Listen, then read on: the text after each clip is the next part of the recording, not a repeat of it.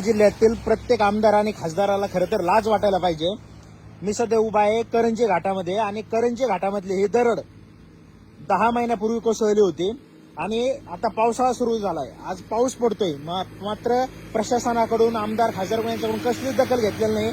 तुम्ही पाहू शकता हा रोड आहे आणि ही दरड कोसळलेली आहे। या ठिकाणी गाड्यांना जर जायचं असेल, बघा हे ट्रॅक्टर येतंय, सध्या पाऊस सुरू आहे, 10 महिने झाले ही दरड कोसळलेली आहे, मात्र प्रशासनाकडून कसलीच दखल घेतलेली नाही।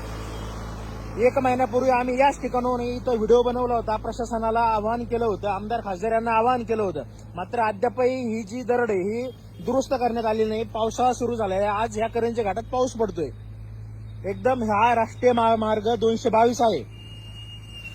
10 महिन्यात इथलचा प्रत्येक आमदार असेल, खासदार असेल, या घाटातून गेला असेल, त्यांनी हे दरड कोसळलेले पाहिले असेल, मात्र कोणतीही दखल घेतलेली नाही। इथं एका रात्रीत आमदार फुटले जातात, खासदार फुटले जातात, पक्ष प्रवेश केला जातो, आमदार निवडून येतात, मात्र 1 लाखाभराची गोष्ट असेल, ही गोष्ट दुरुस्त केली जात नाही। अत्यंत लाजिरवाणी आणि अत्यंत दुर्दैवी गोष्ट आहे। माझी अहिल्यानगर जिल्ह्यातील जेवढे आमदार असतील, खासदार असतील, त्यांना परत एकदा विनंती आहे, या दरडीकडे लक्ष द्या। पावसाळ्याचे दिवस सुरू झालेले आहे, एखादी मोठी जीवितहानी या ठिकाणी होऊ शकते। मग एखादी मोठी जीवितहानी झाल्यानंतरच इथालचं प्रशासन असेल, इथालचे आमदार असतील, इथालचे खासदार असतील, तेव्हा जागे होणार आहेत का? हा पाहू शकता तुम्ही रोड, आज पाऊस सुरू आहे